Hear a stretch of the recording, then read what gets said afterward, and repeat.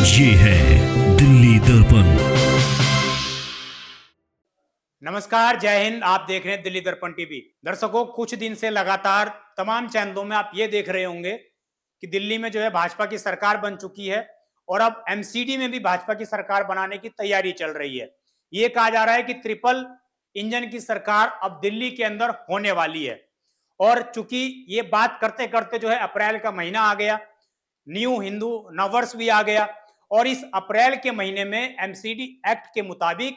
अप्रैल के महीने में हर साल जो है दिल्ली मेयर और उप मेयर का चुनाव किया जाता है और विभिन्न प्रकार की समितियों का भी जो है चयन किया जाता है। परंतु पिछले कई वर्षों से जो है, जब से आम आदमी पार्टी आई है, इसमें किसी प्रकार के समिति का गठन नहीं हो पाया है। तो अब जो है नई समिति के गठन की बात भी कही गई है, परंतु उससे पहले दिल्ली मेयर का जो इलेक्शन है वो आने वाले एक दो हफ्ते के अंदर इसकी डेट जो है अनाउंस हो सकती है और हो सकता है कि अब जो है दिल्ली मेयर का इलेक्शन बहुत जल्द हो जाए, क्योंकि अब दिल्ली के अंदर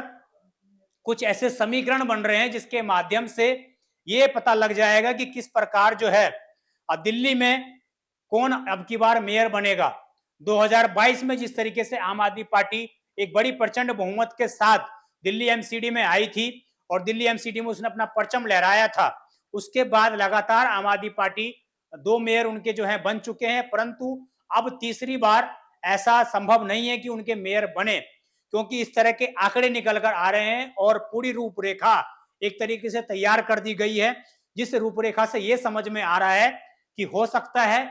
आने वाले समय में, और हो क्या सकता है कन्फर्म ही समझिए आप एक तरीके से, कि एमसीडी में भी अब भाजपा की जो है सरकार बनेगी, भाजपा ही अपना परचम लहराएगी। मैं आपको पूर्ण रूप से एक आंकड़ा समझा देता हूं और कैसे ये पूरी प्रक्रिया होती है ये भी मैं आपको समझा देता हूं। तो देखिए, इसमें जो है कुल मिलाकर पार्षद इस वक्त जो है 238 पार्षद हैं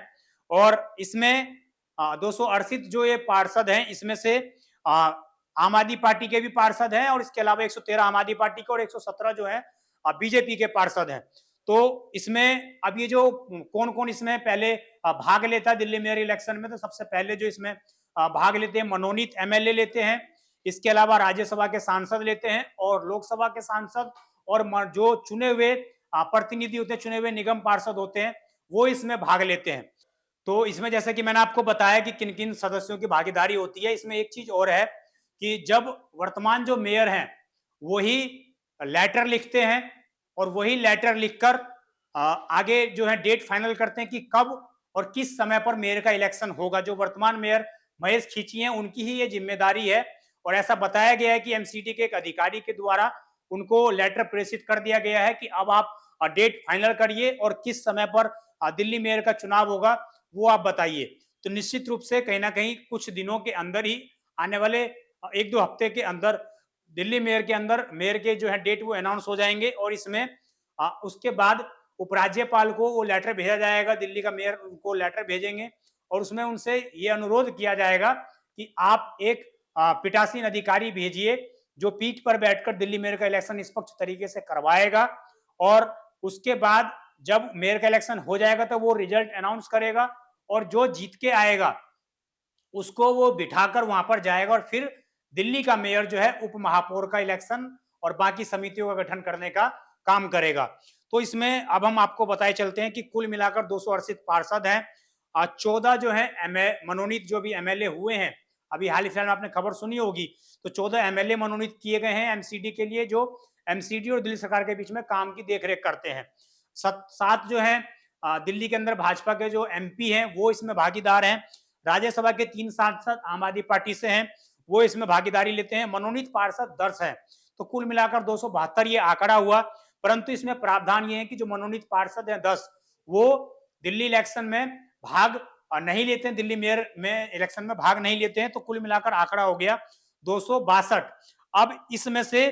135 का जो आंकड़ा है वो तो है बीजेपी का। कैसे? तो 117 है बीजेपी के पार्षद, 11 हो गए बीजेपी के विधायक जो मनोनीत किए गए हैं और 7 लोकसभा के सांसद हो गए बीजेपी के। अब इसमें 119 जो है आम आदमी पार्टी के पार्षद हैं, तो 113 पार्षद